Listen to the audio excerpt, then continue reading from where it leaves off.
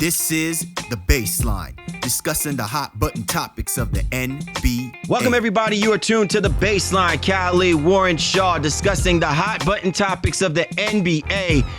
And just as quickly as the passing of Muhammad Ali shakes up the world, Muhammad Ali taking out Sonny Liston, I shook up the world.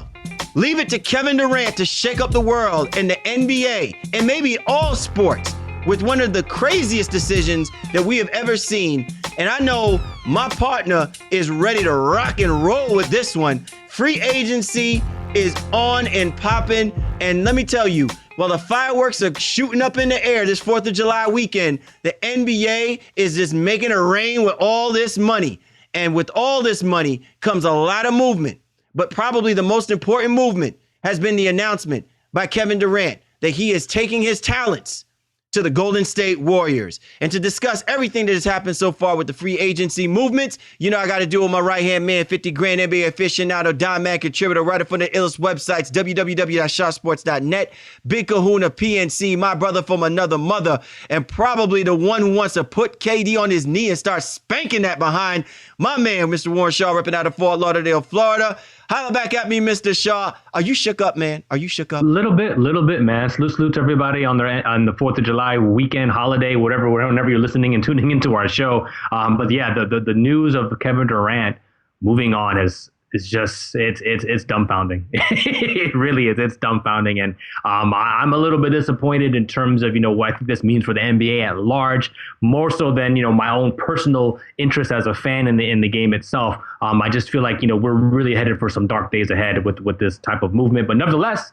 NBA free agency, it's a great time. It's an exciting time, but it's a very, very difficult time to kind of swallow. Listen, everybody knows that the first topic of business for us on this show will be to discuss the decision as we are recording this show of Kevin Durant deciding to leave the Oklahoma City Thunder when there was so much said that it's in his best interest to stay with the Oklahoma City Thunder, and his decision to play with the team that ousted him in 7 games in the Western Conference Finals with the Golden State Warriors. So much is going to be said about that, and we'll get right into that. But Shaw, so much other movements have happened because of the opening of free agency and so much money being thrown around. In the immortal words of Mos Def, cash money, cash money. Yeah. Everybody getting that. Holla back at me. So we will definitely go through the list of all of the free agency movements that have happened thus far and really weigh in on who the winners and the losers were. So much to get into. And we appreciate you and yours for tuning into The Baseline. Be sure to get at my man Shaw at Shaw Sports NBA or get at me at GameFace Lee. The show's Twitter handle at NBA Baseline. Hashtag up the baseline. Let us know who you are and what you're about. Available on iTunes, Stitcher Radio, Player FM, Microsoft TuneIn. Also available on Google Music. My man Shaw has his channel on Roku. So all our Roku fans and listeners, what's up? Happy 4th of July weekend. Be sure to go to the Shaw Sports channel, available in the marketplace, and you'll be able to catch the Baseline NBA podcast as we dig right in to what we call our fat tracker, our free agency tracker report. This is what we do every single year, where we go down through the list of all of the important signings, what this means to the teams that have signed them, and what this means for the players as they enter into the 2016-2017 NBA season. All right, Shaw, let's get right into it. This is probably the announcement that is just straight up crashing the Players Tribune as we speak. Ultimately, everybody is clamoring to understand and find out why Kevin Durant made the decision that he is electing to go to the Golden State Warriors rather than staying with the Oklahoma City Thunder. I mean, look, I don't think that I'm as much shocked by this particular decision as I understood the things that have led up to Durant kind of narrowing his decision-making process for this. But I know of you're bringing up some really good points before we jumped on to doing this podcast on why this could be some dark days moving forward for the NBA. Yeah, I mean, more importantly, listen, it changes the landscape of the league itself. And, kudos to the Warriors for their sales pitch and what they're able to do, beating out the 5 other teams vying for his services. But I think when you look at the NBA at a whole, The owners are really going to be like, listen, this is exactly what we wanted to avoid. The super team process, because we have a flexible cap, if you will, that's what makes these types of things makes this possible. And the hard cap is something that I think we're going to really see them push for, and potentially end us in another lockout in the upcoming seasons, because nobody wants to see this. It just really seems like it kind of is unfair at this point. And again, I'm not knocking Durant for his decision. I understand what him wanting to go and win a championship. That gives him the best opportunity to do so. But the competitive balance of the NBA really does take a back seat when these types of things are available. And I really feel like we're headed to some extremely dark days with a decision like this being made by Kevin Durant. So you're saying, Shaw, that because of the fact that Kevin Durant is able to say, I want to go play for or play with Steph Curry and Klay Thompson and Draymond Green, and the fact that the cap is going to make these leaps, forget jumps, these are leaps for what it's being now, 94. Then it's going to jump to 108, I believe, in the following season. That unless there is an actual cap, that the competitive balance once again has been shifted. I was under the interpretation that this was a great thing right now for the NBA because it gave all of the markets opportunity to throw money at getting the available free agents. So why is this now a bad situation? Yeah, I mean, because you see exactly what happened. Not every market has the ability to lure the depths of superstars that Golden State has amassed, if you will. So listen, yeah, Milwaukee competitive balance wise, you have the ability to do the same things, but is it a market that teams and players want to go to? I mean, that players want to go to. Like, it's just not. That's just not realistic when you think about it. And I think for Golden State, give them 100 points in terms of their credit. 3 of their major stars, and even 4 if you count Harrison Barnes, who obviously will now be gone with Durant coming, they drafted. They didn't trade for those guys. They drafted those guys. So they did things the right way and are now being, rewarded for it. But for them to have that type of foresight, if you will, and then lose in Game 7 of the NBA championship after winning 73 games in the regular season and bringing in one of the top 3 players in the NBA to add to that existing core, that does make things a little bit rough, because what it boils down to, and I don't want to belabor the issue, and I want to talk about the free agents, but there is not this sense amongst players right now. And, maybe if we have a hard cap, maybe you would see it, but stars aren't necessarily going to take a lot less money to play. So an escalating cap is great. And Durant even took a little less money to be able to go to Golden State. He was going to have to. But LeBron and Wade and Bosh, when they got together, if they all couldn't make near $20 million a year to play together, that might have prohibited it, because they still said, listen, I'm an elite player. I want to get my cash one way or the other. So now I think if you have a hard cap, it might force some of these guys to like, okay, well, Durant, you want to come to OKC? I mean, you want to come to Golden State? You might have to take $8 million to come over here, because that's all the space that they have. You understand what I'm saying? So that's what it means now. It's like these players who have every right to make as much money as possible. They have that right because of a flexible cap. If the cap is hard cap, they're not going to be able to do that, because they're still going to want their cash one way or the other. All right, so let's look at it from this perspective, Shaw. If Kevin Durant signed a 1-year deal, and then with the Oklahoma City Thunder, not the Golden State Warriors, then in this following season, he's expected to probably make somewhere in the neighborhood of almost over $250, I think, $million on a 4-year re-up. I mean, clearly, to me, I don't know whether or not, is this really about the money for Kevin Durant as it is about his desire to win and win right now. And look, I completely agree with you in your perspective about what Lacombe and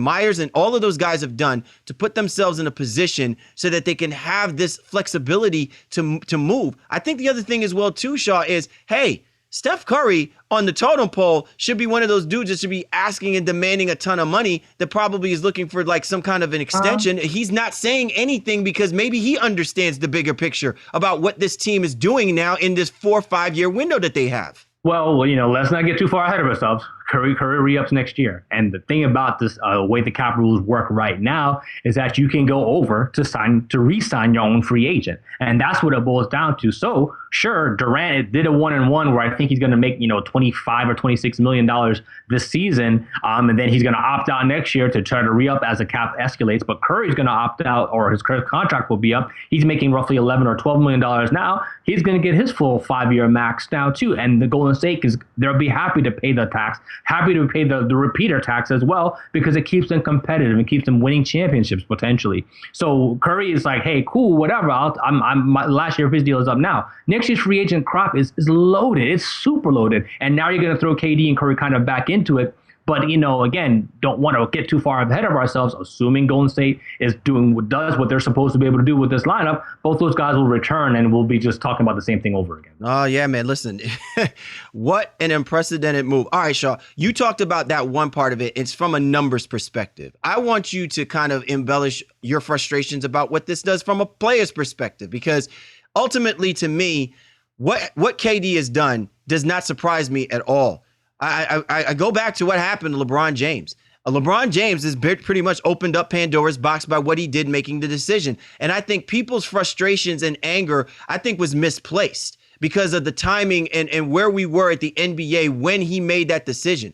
My biggest pet peeve, and I've said this numerous times, and I will listen, as much as I applaud and praise LeBron James, he is no longer the king to me. He is the Messiah. And I give him all the respect in the world. Don't take anything away from what I've always felt in seeing what LeBron James has done through the years and how he's grown. And he's a bona fide Hall of Fame player, probably top 10 greatest players ever of all, top 5, greatest players of all time in my book. And he isn't even done with his career. The fact that he chose to go play for the Miami Heat rather than having players come play for him because he is the best player in the world, the best player in the game, has always been my biggest pet peeve. And by him doing that, if people are now going to sit here and burn effigies of Kevin Durant and, just chastise him all over every day, I'm like, you guys, your anger is misplaced because it all goes back to what Kevin Durant has done and what this basically says about the current generation of the NBA players and their perception about pursuing championships. Yeah, no, this is where my fandom will definitely kick in here because, as a longtime fan of the NBA, I love to see the competitive rivalries get formed, and I like to see the teams and the players overcome the adversity that they've gone through and experienced earlier in the early parts of their career. And I think a lot of this with Durant is, not having been back to the finals since that one time versus the Miami Heat. He realizes, or he feels like, he wasn't going to get there with that roster, and he bolts. And he joins the enemy, if you will, a team that ended up dispatching him. And that narrative, to me, again, I know there's lots of ways to take it and lots of ways to feel about it, but I'm just one of those people who I'd rather beat them than join them. And again, we had some conversation off air, and even for me, I excuse LeBron's decision a little bit more than maybe others per se, although I wasn't a big fan of the super team, obviously. I understood LeBron wanting to play with his good friend. And I think, again, that's something that a lot of people don't understand. They maybe see it now. LeBron and Wade were good friends before that, and they're obviously even better friends after that. There's nothing wrong per se with wanting to go play with your boy. Like, that's his dude. And he went to go join a team that had his dude on it. And to your point, it's like, okay, well, why wouldn't Wade come to Cleveland? Well, it's Cleveland, and no offense to them, they obviously just won an NBA championship. But back then, in terms of what the perception of that city was and what it was like, who's not going to want to come to Miami or come to one of those bigger markets where the weather is nice and there's no state tax and all those other things too. So this just says to me now with Durant going to Golden State, he's like, listen, you know what, this is going to give me my best chance to win a championship, no doubt about it. But it really does say a lot about the competitive balance in this generation of NBA players, where they'd rather join them than beat them, and that sucks, bro. That really does. Listen, and I completely agree with you, 110%, Shaw. I just probably am just not weighing in on the idea that I'm going to hold it on Kevin Durant nearly as much as I think I could have, because my point, and we were discussing this, my point is Kevin Durant is not the best player in basketball right now. He's one of the best offensive players in basketball, but he's not ultimately the best player in basketball. And the caveat is that is Kevin Durant capable of shouldering a basketball team and leading them to the promised land? And people have been egging for this. Forget the Oklahoma City fan base. I think that there's much more involved when we're talking about the Oklahoma City fan base and that team and that organization having what Kevin Durant being on that team, being on that roster. I'm just talking about it purely from a player's perspective. There is so much that was expected from Kevin Durant when he came out of the University of Texas, shouldering the Seattle Supersonics and going through the things that he went through before that team got moved from Seattle to Oklahoma City. And along that way, along that maturation, there was still something that is missing. And it's the same thing that was missing in the 2012 NBA Finals. It's the same thing that I think was missing in the 2016 NBA Western Conference Playoff Finals. And I'm not saying that Kevin Durant, it cannot find that within himself. Maybe by playing on a different team, he can find that within himself, or being around other guys that have that component, he can find that within himself. Maybe it can grow out of him. I'm just saying I'm not hard pressed to hold it against him simply because this is the bucking trend. And to your point, Shaw, I completely agree with you. This is why I'm always proud to say I'm okay being old school. That's just me. I'm an old school player. Hey, and kudos to what they were able to do. But again, we will rest on our laurels, if you will. And the teams that missed out on him, hey, sorry. I mean, these are the breaks, if you will.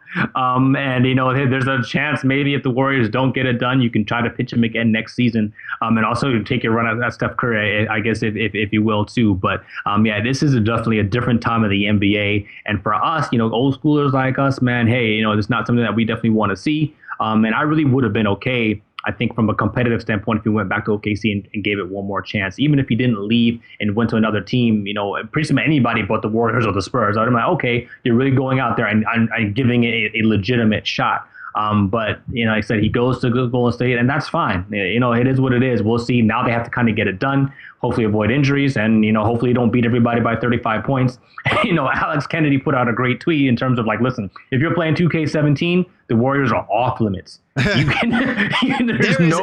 There is a secret lock on the lock. That is a super cheat code. Hodor is holding the door because no one is going to be able to go in there and snatch the Golden State Warriors in this upcoming NBA 2K. That's just what it is. I mean, this should actually be called NBA Y2K17 because that's just basically what it's coming down. The system is shut down. You basically gonna have to create Neo. Okay, you're gonna have to basically recreate the Matrix by the time that this all happens. Just absolutely phenomenal. One thing I want to point out, Sean, then we'll get right into all of the other free agent signings.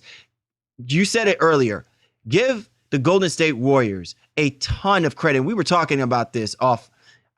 I want people to really understand, and this is something that I want to stress upon. We get enamored with the numbers and what gets posted on social media and all of the different websites. This is why it's important to understand the dynamic in the business of sports and understand the organizations that you're throwing your money at and you're hailing your support for, your loyalties for. This is a prime example of what the Golden State Warriors really are about. And maybe to some degree, and we were going to talk about this a little bit later on if this doesn't get done, well, how this really will look on the Golden State Warriors, because they've been really like the baby faces the last 3 years, even with the baby face assassin on their roster, if they don't accomplish, obviously, what they set themselves out to do in getting Kevin Durant. But what I was speaking of is just in relation to the organization and the way that they approached Kevin Durant. This is an organization that clearly believes in its players, and the players believe in an organization. And in a time where we talk about how players like to recruit among players, and usually the owners on the GMs are the only ones that sit down and talk with the marquee free agents that they're going after, this was a complete organizational effort to recruit Kevin Durant. And look at this as something as a sign moving forward, that if organizations are not doing their part to do right by the players most certainly now are finding ways to dictate things that can affect the organizations and ultimately the fans that support these teams moving forward. No, it's true. And you have a recruiting pitch like the Warriors did. And you have a dedication within the organization like they have. And remember, they had some issues, back when Mark Jackson was there, in terms of the coaching and, some of the assistant coaches and all that. And they got in Jerry West and they've cleaned a lot of that stuff up. And now they are a one-time NBA champion, and from a season ago, and they lost this year, obviously, but now they put themselves back in a position, and through careful maneuvering and acquiring free agents, expert drafting and player development within that organization, they put themselves in the position to get what they were able to do on this 4th of July day, and really set off the fireworks that will reverberate through the NBA for quite some time, I imagine, especially if these guys do become a dynasty, if you will, in multiple years where they go, where they all stay teamed up, if you will. This is a classic organization. So I know they're going to be the worst thing since, the Heat formed their big 3 years ago. And there's going to be a lot of love, but it's going to be a whole lot of hate. But at the end of the day, they set themselves up for this by being a quality organization. And that you have to kind of tip your cap to no matter what. Definitely. You're tuned to The Baseline. Kyle Warren Shaw discussing the hot button topics of the NBA, discussing the free agency moves that have already taken place. And right now, none bigger than Kevin Durant's decision to sign up with the Golden State Warriors, the team that knocked off the Oklahoma City Thunder in 7 games in the Western Conference Finals. He now is sleeping with the enemy, as we like to say. All right, Shaw, let's get right into the rest of the other free agent moves. I know that they may seem and feel a little minute in the grand comparison of things. Comparison, bro. But listen, it was something major that was being discussed before. Like they had some significance. So let's get right into it. I thought which was considered a very, very big signing, the Toronto Raptors being able to keep their boy DeMar DeRozan 5 years, $145 million. Big things for the Toronto Raptors. Number one, they keep that backcourt. They stay competitive in the Eastern Conference as a team that made it to the finals against the Cleveland Cavaliers. And again, Masai Ujiri making sure that Toronto is a still viable landing destination for future free agents by going to max and keeping their guy. Yeah, good move for Toronto and DeRozan. It just seems like all that stuff to LA really died down, especially with the Lakers not having any real viable chance to be a competitive team. And DeRozan goes ahead and re-ups her for the full 5-year max. Stays in the Eastern Conference and stays on a team that he's very, very comfortable with. He and Kyle Lowry, one of the better backcourts out there in the NBA. And this is a Raptors team that's going to be competitive for a very, very long time. They will now also try to make a move towards, I think, Pau Gasol to fill the role of Bismack Biyombo, who left, and everything like that. And if they get Gasol along with DeRozan, they're going to be right there at the top of the Eastern Conference. But even if they don't, this is a team with DeRozan and Lowry in that of itself. Those are 2 all-stars right then and there. And this is a great move for them, and great move for the city of Toronto, and then the country of Canada, as they get to keep a competitive team moving forward into the future. And listen, man, it keeps the buzz around Jurassic Park, and who does not want to roll up in Jurassic Park after what we saw in this past finals run? No, I agree with you, man. It's an exciting time to be a fan in Toronto. It's great to see basketball really kind of getting that love that it needs in that place and in that city. And DeRozan and Lowry are a huge part of that. Valanciunas as well. And Dwayne Casey obviously re-upped over the summer as well too. So this is a team, again, they're not taking a step back. They should be right there. And again, if they add another piece or two, we might be talking to them at least trying to vie to get to the NBA Finals so they can just get crushed by the Warriors. Most definitely. This is going to be like the end game theme after every time we mention it. Every single one. Okay. All right, Shaw. Let's talk about another team in the Eastern Conference that obviously made a big... Listen, we were talking about this. Danny Ainge, and I've said this before, bro. Danny Ainge is the MacGyver of GMs in the NBA. I mean, he basically falls flat on his face with what he didn't do during the NBA draft. The draft selections, the fact that he couldn't move the draft picks in order to get either a comparable piece or to get what the Celtics were looking for. And just when we're ready to basically start burning Danny Ainge effigies, out there in Boston, Danny Ainge figures out a way to pull a rabbit out the hat, and he gets Al Horford 4 years, $113 million. So many good things about this move for the Boston Celtics, who clearly needed the front court help, but also a veteran presence, a winning player, and a guy on a 4-year contract, not the proverbial 5-year, with a guy over his 30s. All around, great move by the Boston Celtics. Yeah, the Celtics and Danny Ainge finally get their guy. They get an all-star, a multi-time all-star coming into the franchise. And I know there's some debate of whether or not he is a true superstar, if you will. And again, I understand that for a guy who averages 14-9 for his career. But Horford brings all the intangibles that you could ever want to an organization. We talked about it on a free agency special that, he can go into any system and thrive and succeed. He can shoot the jumper. He can pick and pop. He can post up a little bit. He's an above average defender and a great guy to have in the locker room and an amazing guy to have within your community. That's why all these teams wanted him, not just because he was a 14-9 guy. It's because he could do everything, that a professional basketball player is supposed to be able to do. And that includes some of the off the court stuff. For Boston Celtics, this is a major coup. Hopefully Horford can help them, along with Isaiah Thomas, help them recruit players now that KD is no longer a possibility, but maybe not necessarily this season, but definitely going into 2016, 2017, what they'll be able to do. I think you really see some great things for them, and baby steps in terms of the process for them with their playoff development as well too. Losing in the first round, hopefully get out of the first round now, and then Horford, and the Celtics, get into the second round and show a little bit more progression, and that will entice other guys to come to that team, especially with the guys with Brad Stevens and those two, Isaiah and Horford, being as well liked in the NBA community as they are. Now, listen, man, and we were just talking about this as well before too, Shaw. I mean, we had so much stuff that we were talking about. We're just like, why weren't we recording this when we were doing the podcasting, right?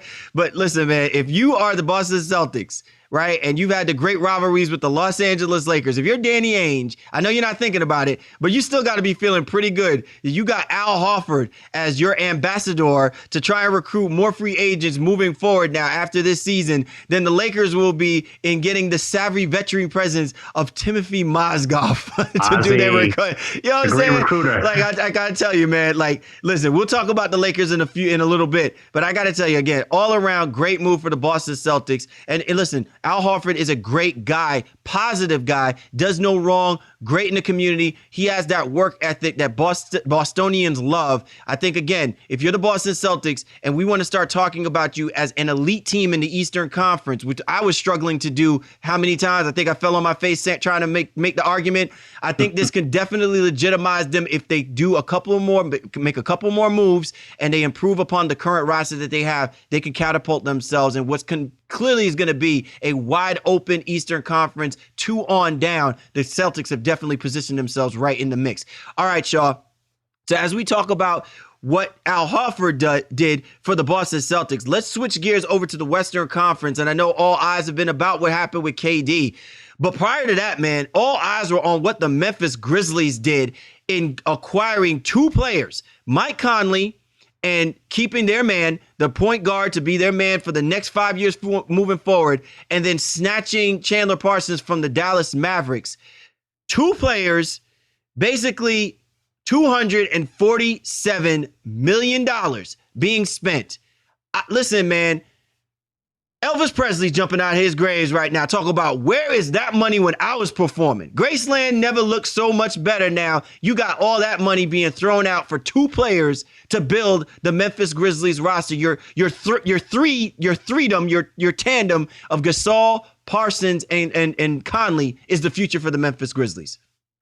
Well, listen, before we were talking about it, I was saying, I think there was a lot of these teams that we thought should have retooled, if you will, or should have rebuilt instead of retooled, changed their minds over the summer once they saw the Golden State Warriors lose in the NBA Finals, saying, hey, you know what? We have a chance now. We should go ahead and spend this money.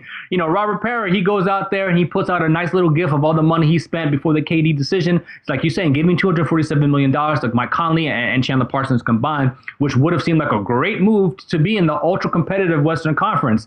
Well, now I think these teams are kind of like, well, damn, why did we do all that? Because they're just going to get slapped up and down in the Western Conference. Yeah, they'll win 50-plus games and all that, but when it comes to the playoff time, I just don't see it happening. But overall, Memphis did a great move here.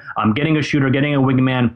Chandler Parsons gets to go back into a role he's most comfortable with in terms of being like a third, maybe even a fourth option, if you will. I think he's going to be great for them behind Conley and behind Gasol and Zebo as well too. As Fizdale now gets a nice roster, a rejuvenated roster that's really going to try to be competitive out there in the Western Conference. And I do like the move a lot for them because it's something that they sorely needed. They still need another shooter maybe to come off the bench as well too. But Parsons brings them a lot of versatility in terms of ways they'll be able to defend, playmaking, and also being able to shoot the ball from the perimeter. El Haman Hassan from Haman Hassan, he brought up a very good point on ESPN where he said, if you're the Memphis Grizzlies, you don't have the luxury of trying to upgrade from Mike Conley as your point guard moving forward. And everybody knows that in order to be competitive in either conferences, just in this NBA right now, you need a top-tier point guard. And Conley is one of those guys who's considered a top-tier point guard.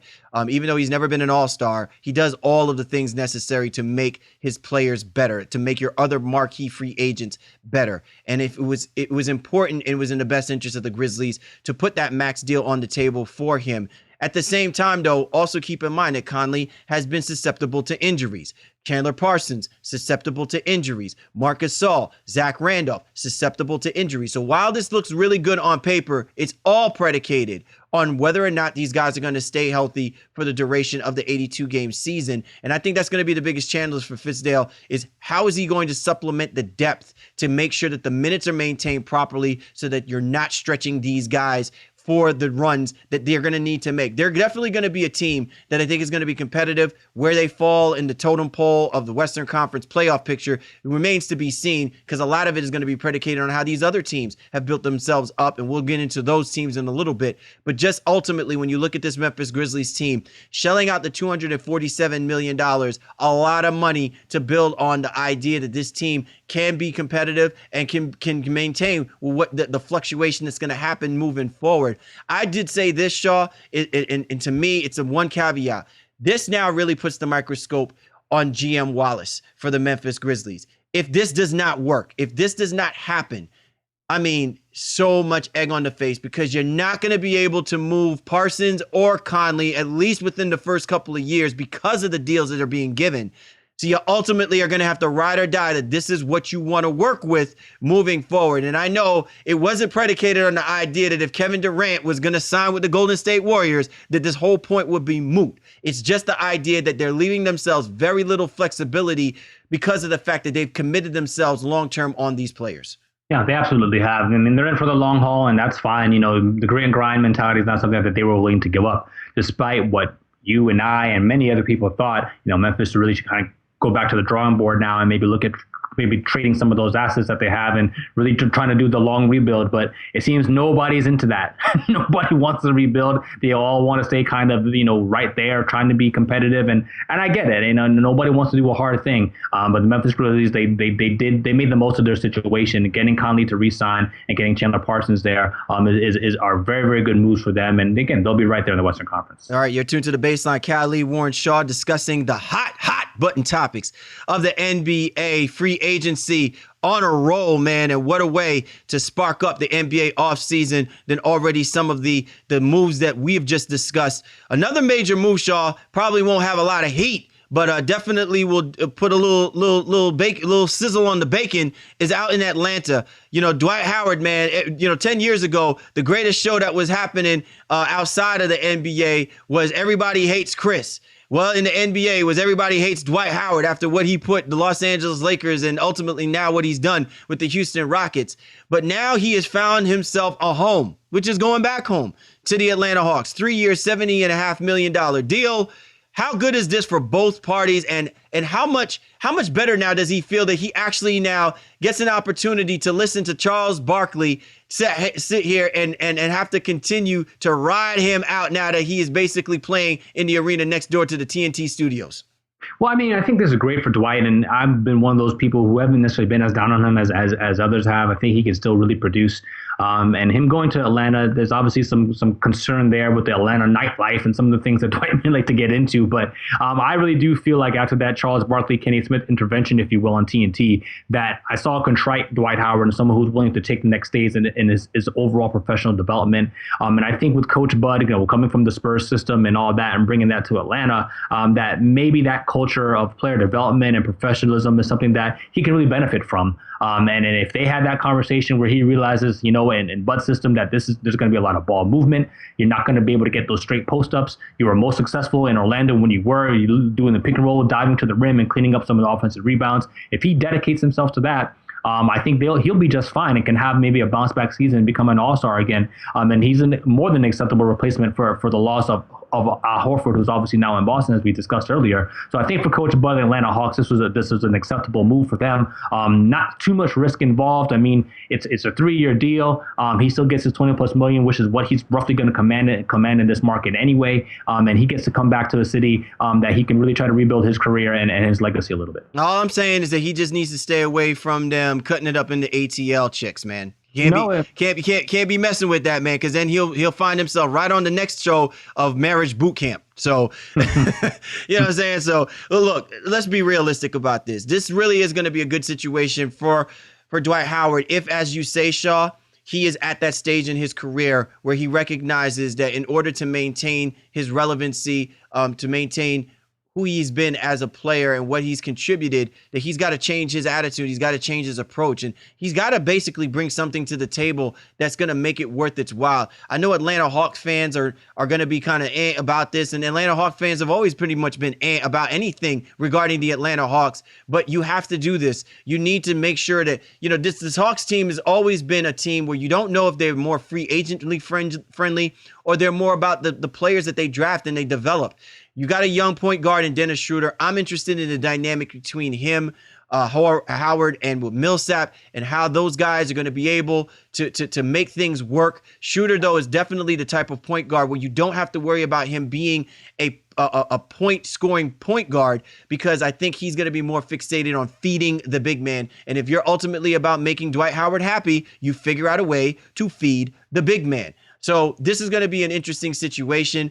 Where it plays for the Atlanta Hawks, given that they did make the playoffs last season, how this is going to shake things up, I think it's going to be based on what you put around that roster. And a couple of moves that we're going to talk about a little bit later on may help that in the Atlanta Hawks maintaining their sustenance, being in the Eastern Conference, being a playoff team, and having Dwight Howard, I think, will help them maintain that. Hopefully maybe take it to that next level. Because I know that between all of the guys that are on that roster, Dwight Howard is the most likely guy that seems to be the one more about trying to win if he can find it within himself to care about winning. I don't know if you're going to still see that from Paul Millsap. He's one of those quiet dudes.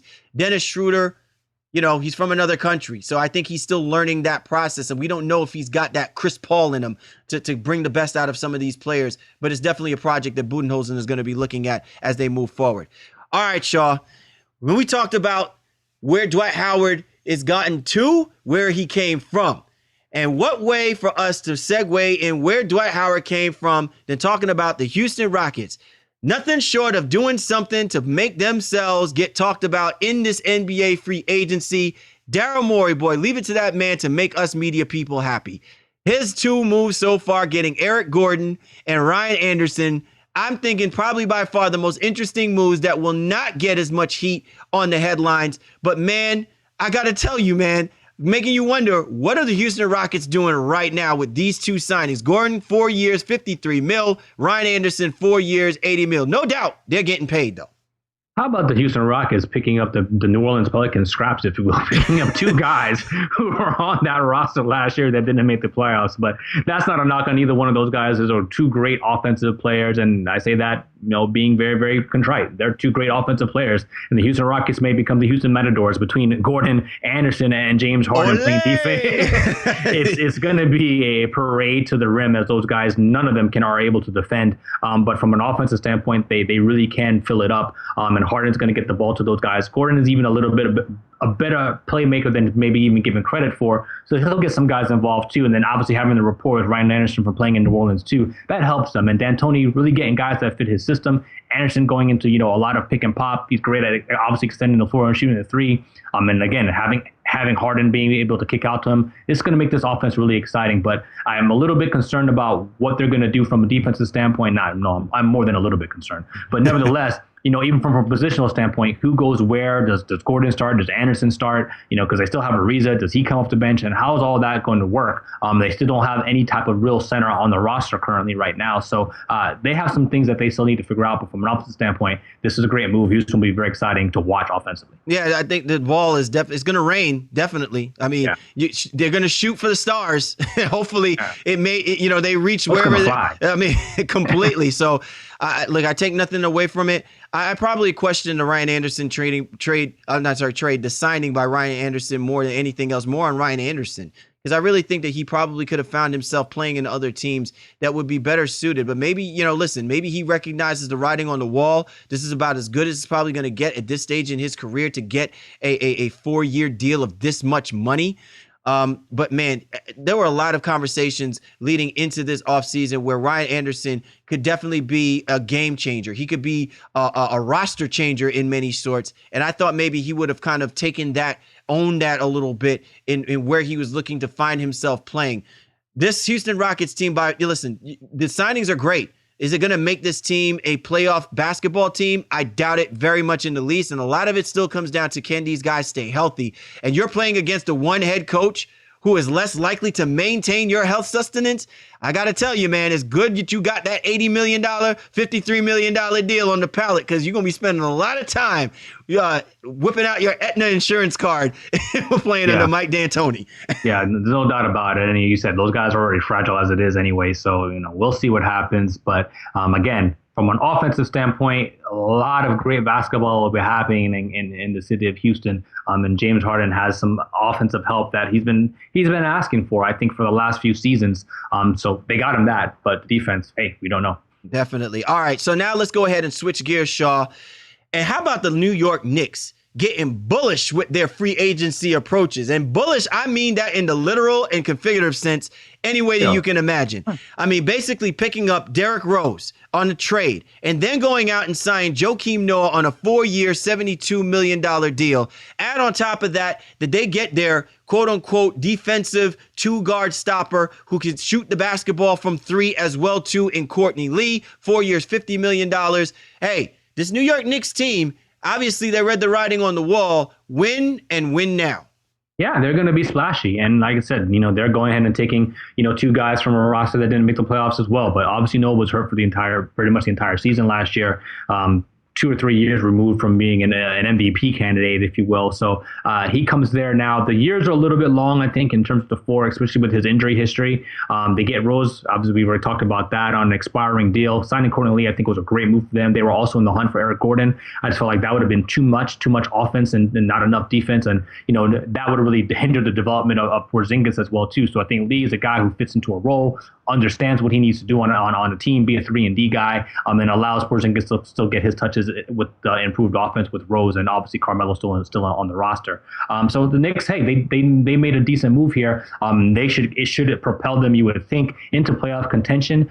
Don't know where that may be right now, as we still need to wait for the rest of free agency and then the summer to kind of play itself out. But I can't imagine the Knicks don't make the playoffs as long as these guys can stay healthy, relatively healthy, playing maybe 65 to 70 games each. That should keep this team within the hunt in the Eastern Conference. And it obviously means that Spike Lee will be on the television camera a whole lot more. I think we missed him so much. We're going to get a lot of Knicks basketball. I mean, it was so bad for Spike Lee because, we were always used to him having the camera on him during Knicks games. And I think he felt so left out, not being important, that he wound up getting on all kinds of commercials that had nothing to do with the Knicks and everything to do with the NBA promotions and marketing. Ghostbuster trailer with the NBA. Like, it was stuff that I was just like, oh my God, like this just thrown me all the way back when Spike Lee was doing the Mars Blackman commercials. You know what I'm saying? Like, I was like, oh my goodness, this is like nuts. He's on everything but it has anything but to do with the Knicks. So listen, give credit to Phil Jackson. He's doing what is necessary. And listen, if you're a New York Knicks fan, you can sit here and be mad all you want to, but is not this what you wanted? I mean, for you to be able to talk about championships, you first have to make the playoffs. So they've got guys that know that they want to probably be in the playoffs. And listen, once you make the playoffs, you give yourself a chance. All right, Shaw, let's go ahead and switch gears about one of those storied franchises like the New York Knicks making movements and doing things. And then you have the Los Angeles Lakers, where, again, whatever they're doing in free agency doesn't necessarily tell the whole tale about where this franchise and organization truly is moving forward. They basically throw their money out at Timothy Mozgov, 4 years, $64 million to replace Roy Hibbert. And then they basically bring in Luol Deng on a 4-year, $72 million deal. Now, I don't know who gains or who loses more. The Miami Heat losing Luol Deng, and the Los Angeles Lakers gaining Timothy Mozgov. It's an interesting question, because I think, with the Lakers, you're trying to figure out exactly what they're trying to do. Mozgov, he'll go in there and plug in immediately as a starting center. And, from a minute standpoint, he didn't get the minutes in Cleveland, and we've kind of laughed at him. But last year he was very integral to what Cleveland was able to do. So you just kind of figure, okay, well, is it just a rotational thing now with Love being back, and then them trying to play with Tristan more? that Mozgov just kind of got put out of rotation, and whether or not he can go there and be acceptable. Again, I think the contract size is what everyone is concerned about, and I am too. But I think from a production standpoint, he'll go there and he'll be okay. He's going to be a serviceable center. It's just that the 4 year, $64 million seems like a lot of money. Luol Deng is the one that confuses me the most. I think for Deng, you would expect him to go to some sort of contender, especially being at this stage of his career and the type of player that he is. But he gives the Lakers a nice veteran mentor to help some of those young guys, and they're definitely going to need it, especially with knuckleheads like D'Angelo Russell there. They're probably going to get rid of Nick Young. But my question now with Deng is now what happens with the combination of Ingram and Randall? Does Deng come off the bench at that price tag at $17.5 million? Is he going to come off the bench? Is he okay with that? Or does that mean Randall has to go back to the bench? Do they bring the guy they just drafted number 2 in the draft off the bench? So Luke Walton has some things I think he definitely need to figure out there. But for me, I understand the moves from a personnel standpoint in terms of bringing in a veteran leader. I'm just surprised that it was Deng who is the one who signed. I just think it's too much. I just really think that if you're the Los Angeles Lakers, like honestly, yeah, 4 years too. Yeah, it's just, to me, it's just too much. And look, you have a new coach, young coach in Luke Walton. Luke Walton's responsibility is to get these young guys to play and be competitive and to let this process grow if that's what you're doing. If not, and the intent is that you're about the free agents, then I would think that you would just go for bigger fish. Why would you go for mediocrity? I'm not saying that Luol Deng is a mediocre player, but he is an older player, long in the tooth. He's not clearly the guy that used to be when he was playing with the Chicago Bulls. Timothy Mozgov has always been a hit or miss type of center. Now, he's definitely going to be an upgrade from Roy Hibbert, but I just don't see where he fits in the overall pieces of where ball distribution goes. So is he just basically cleaning up the boards for you? I mean, Timothy Mozgov has always been a little skittish. He's never been truly consistent. As someone to be a guy who gives you double doubles, or who's someone who ranges himself completely in averaging, more than 10 rebounds per season. He's never been that guy. So ultimately, it just still feels like they're just basically throwing pellets in the ocean and hoping to see a boulder emerge. I don't get what they're doing, but ultimately, if you're the Los Angeles Lakers, you've got to hope that the premise and the focus is about Luke Walton developing Ingram, developing Randall, developing Russell, if obviously the intent is to keep Russell, and these guys quickly maturing themselves and putting themselves in a position where they could look like the Minnesota Timberwolves. But right now, they've done themselves no justice with the signing of these two players if the intent is that you're trying to put veteran pieces around these guys to help them grow, because it's positions that are a compromise to the growth development, and it just makes it tougher for a guy like Luke Walton to execute the things that he wants to execute, because he knows that he still has to satisfy these guys given the terms of the deals that you got these guys signed for. All right, Shaw, let's go ahead and focus our attention now with another signing. Very interesting. It clearly is not getting any kind of weight or discussion on, but if you are the Chicago Bulls, very, very peculiar, because you had to fill the void for Derrick Rose as your point guard no longer being there. Clearly, you were not relying on Jerian Grant to be the point guard to hold it down with your backcourt combination of you and Jimmy Butler. So the Bulls went out and signed Rajon Rondo for 2 years, $28 million. I find this to be a very peculiar move. But one, hey, again, like the Sacramento Kings, if it works, it looks good. And if it doesn't, you got Rondo. Well, it's bugged out, because the thing about this move is that, the Bulls don't seem to know exactly who they want to be. Do they want to rebuild, or do they want to still competitive? They want to compete for an 8 seed. Rondo kind of puts them in that, all right, well, we're trying, but not really. You know what I mean? So, the 2-year deal is funny to me, because the second year is something that you don't see very often. It's both a team and player option. So with something like that, almost never do both parties agree, like, hey, well, we want to come back. Just asking for trouble, though. Yeah, it's very, very strange. You'd figure maybe it's one or the other, but both parties have an option there. And I think Rondo's like, well, hey, if I come back and lead the league in assists again, maybe I can get another, $4 million raise, if you will, from the 10 he was making last year to now making roughly about 14 or so.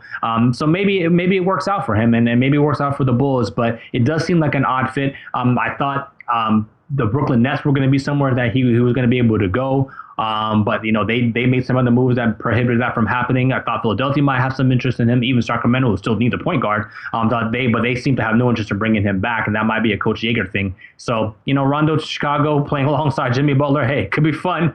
We'll see what happens when the season comes. I'm more interested about Rondo and Hoiberg. I mean, you talk about personality clash. Yeah. Oh boy. Yeah, he's not going to have any respect for him. Oh my goodness. This is going to be Chicago. We going to be looking at you, baby. Hey, cameras, all eyes out there in Chi-Town, man. It's going to be very interesting to see. And look, they still got to fill out the rest of that roster now that they don't have Noah. You know, they won't have Gasol. I would be foolish to think that Gasol's interest is going to lie in him re-signing back with the Chicago Bulls. So it's going to be very interesting to see how that roster plays out. I just feel bad for Rondo, man, because every time it looks like Rondo's putting himself in a position to play with a team that can contend, we still have to wait for what the organization has to do in order to finish. And by the time it's done, it's like, oh, well, yeah, that's another wasted year of Rondo's quality talents. You know what I'm saying? Like, it's just, I don't know what to say, but it'll be very interesting to look at nonetheless. Couple of other major deals, Sean. These are actually deals that were important for their own organizations. Didn't get a lot of push and pull, maybe within their own markets, respectively. Nicholas Batum, Andre Drummond, Bradley Beal, all staying with their teams. 5-year max deals ultimately, or respectively, as you can look at it. Andre Drummond, 5 years, 130. Nicholas Batum, 5 years, 120 to play with the Hornets. Bradley Beal, 5 years, 128. Whose was most important to have locked down and moving forward? I think Bradley Beal, simply because, he's somebody who the Wizards have long wanted to be a part of their process alongside John Wall. That gives them that security now, and they're an attractive duo. I mean, Bill obviously has his injury histories, even Wall does to some degree as well too. But I think you have a backcourt that can be considered one of the top backcourts in the NBA. Yes, we talked about them slipping; they're not number 2 or maybe even number 3 right now, but they are still one of the more attractive backcourts along in the NBA. And Wall is an all-star, and Bill is a potential all-star. So I think for the Washington Wizards, trying to get back to that prominence of making the playoffs on a consistent basis, and hopefully taking that next step for them, that was the most significant signing. Batum, to me, is very concerning because Charlotte lost a lot of pieces. They lost Al Jefferson. They re-signed Marvin Williams as well. Right, Al Jefferson signed with the Pacers. Right. Right. But I mean, I don't know. Is that really a bad move? I thought maybe for the Hornets it was good because I don't think that they knew what they were going to be able to do with him, given now what they're able to do offensively. He just seems like he was so far out of the loop once he came back from his suspension.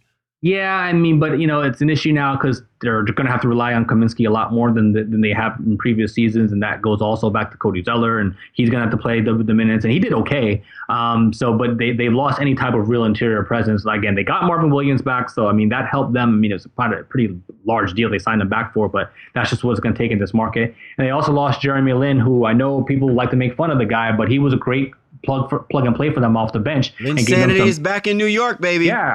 So I think for Charlotte, it's just like, all right, well, do they take a step back now as a result of losing that team? Because they haven't really made other improvements to the roster that I think is going to propel them or keep them in the same position that they were a season ago. So that's why I picked Beal signing, pretty much as the most important. I mean, I know Batum was important. Obviously, Andre Drummond going back to Detroit, didn't expect him to leave there anyway. So, I don't really want to mention that so much. But to me, Beal staying at Washington, because there was some concern about that coming into the season. Yeah, listen, it had to be done for Bradley Beal. And clearly, with so much momentum riding on this backcourt of the future in Washington with Wall and Beal, for the Washington Wizards to not be able to retain him. And then you really look at it for what it's worth. Who are they going to replace him with? I mean, Eric Gordon? So I clearly think that you would have to shell that money out, and you got to give Scott Brooks an opportunity to work with that backcourt tandem, if nothing else. So I felt that it was absolutely necessary. So you're right from that regard. But here's why I think the Andre Drummond signing was so important. For so many years, the Detroit Pistons have really. They've marginalized themselves, losing out on a lot of the talented players that they've drafted and have allowed them to go elsewhere to let their careers flourish or thrive.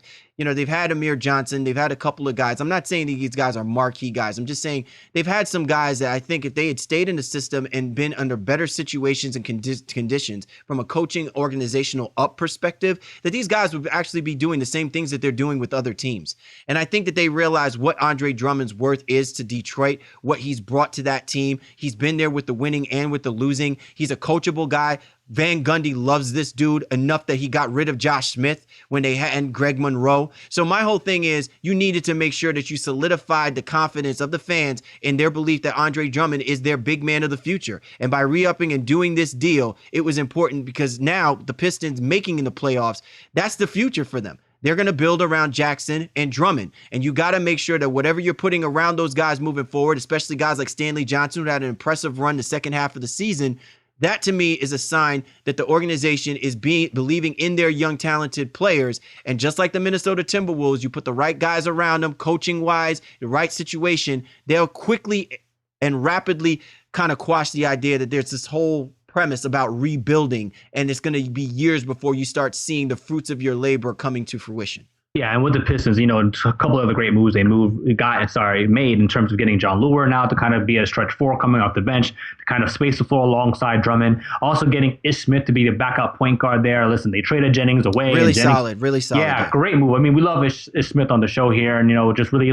happy for what he was able to accomplish within the league last year. So get him as a backup now behind Reggie Jackson, a guy who can still push the pace, and and I think he's going to really benefit for the mentorship of Van Gundy there. I think that's just a great move for the Pistons and what they're able to do. A couple other quick hitters though too with the Orlando Magic, with the Jeff Green signing and Bismack Biyombo after trading Oladipo. Really, what are your thoughts on that, real quick? I don't. First of all, again. Uncle Jeff, man.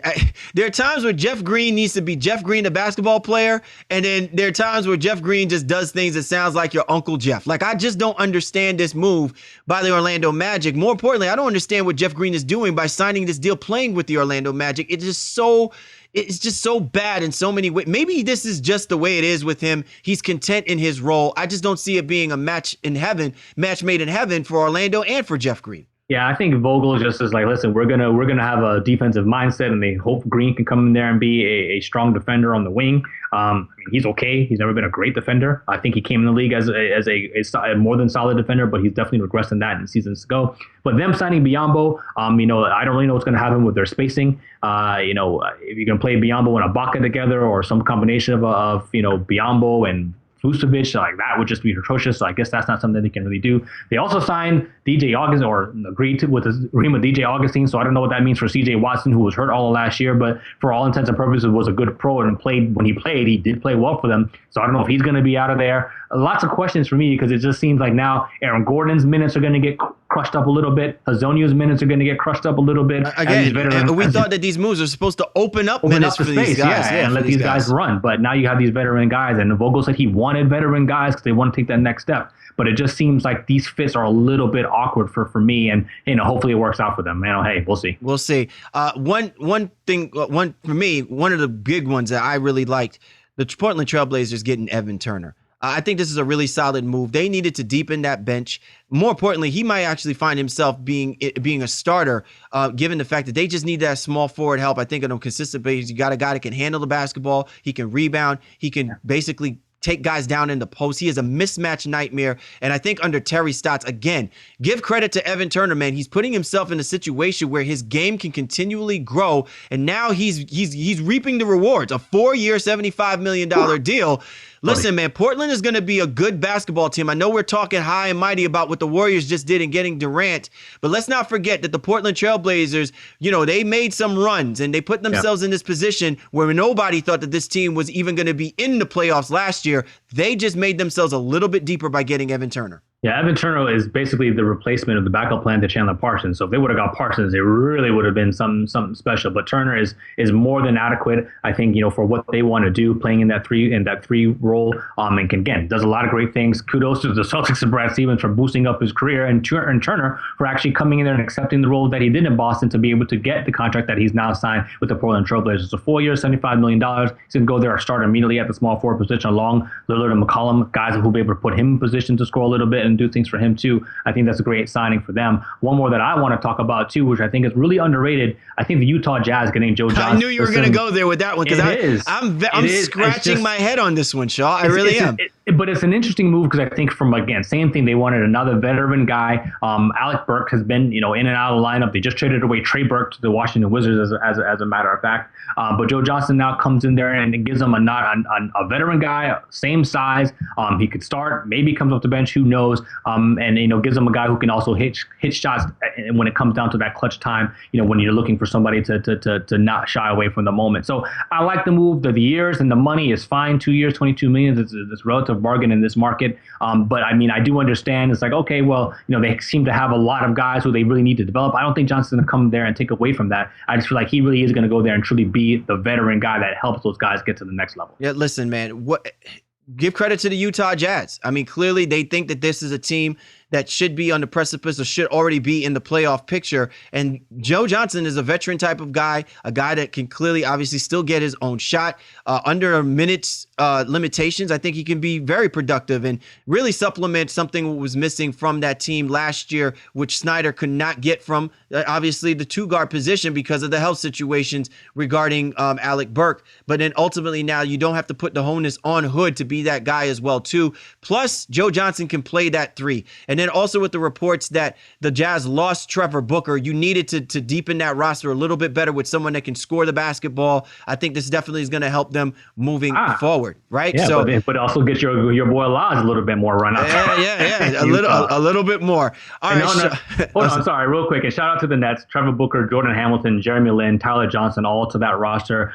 Sean Marks doing a great job. Just nice pieces. These are movers and shakers, man. We didn't talk too much about what the Brooklyn Nets have done, but again, they're for the future. I mean, in comparison to the teams in the Atlantic Division, you look at the Raptors, you look at the Celtics and the Knicks, the Nets, are definitely going to be struggling. They'll probably still be better than the Sixers. We'll see what happens, where Ben Simmons and, where Okafor and Embiid are going to be in this whole, cluster of that roster moving forward. But I think the Nets are definitely going to be in a better place because you got quality guys that are going to make them look respectable. But they will be one of the weaker teams in the Eastern Conference, no doubt. I don't think that they're going to match up much with anything.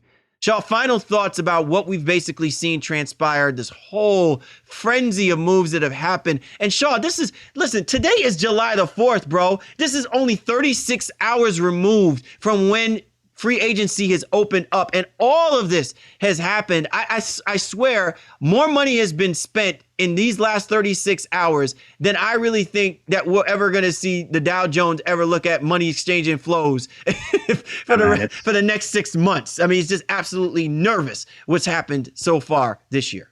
No, it absolutely is. And, overall, listen, you see the moves that are made. Obviously, you have to say the winners are obviously the Golden State Warriors, getting but we'll still see what they're able to do. Paul Gasol is still dangling out there. Gasol is available, and he's interested in the Spurs and the Raptors, as we know it. An interesting note as we're recording the show, the Mavericks are probably going to also help the Warriors be able to obtain KD. By probably they already signed Harrison Barnes an offer sheet, but they're going to be trading for Bogut potentially, so the Warriors can clear more space. It gives them the center that they need, and the Mavericks finally can get some free agents or some players to help that roster per se. And I guess Dirk will re-sign and go through the same motions again, if you will. But again, the Celtics that we talked about getting Horford, that's obviously a huge get for them. The Hawks and Dwight Howard, a huge get for them. So I think those are the three biggest winners in free agency, and obviously the Memphis Grizzlies doing what they needed to do to remain competitive out there. Well, again, as you mentioned, where we see Gasol goes, that depends. That could really make Toronto or the San Antonio Spurs big winners in the free agent market as well. Most definitely, man. A couple other quick hitter notes before we end things off. Jordan Clarkson re-signs up with the Los Angeles Lakers, 4 years, $50. Kent Bazemore stays with the Hawks. We talked about how the Hawks are going to still maintain their relevancy. I think keeping Bazemore was important. And then to your point, we were just talking about the Dallas Mavericks, the fact that they were able to retain Darren Williams for 1 year on a $10 million deal, Shaw, really important and big things in that regard. So what a wonderful time so far in the last 36 hours. So much has happened, and we were just I can't tell you how fortunate we are to have actually been in the middle of this as we're doing this show, to be able to run through the list and just talk about which teams have definitely strengthened themselves, which teams have obviously made some peculiar moves to put themselves in a position to be where they are, and teams who,